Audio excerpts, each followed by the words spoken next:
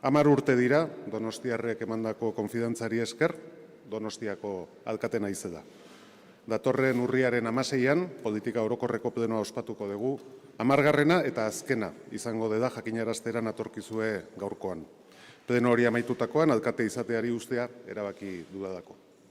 3 legealdi hauetan martxan jarri diren proiektu nagusienak bukatzear daude, eta nik uste dut, jakinda gainera 2027an, hautagaia ez naizela izango uste momentu hona dela erredegua pasatzen.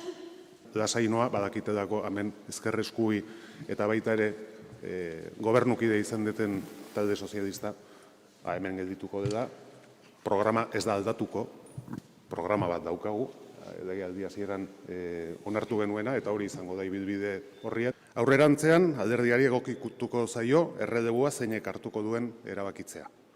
Hori egiteko ordezko bikainak dauzka gainera Eusko Alderdi Jeltzalearen udal talde bikain honek.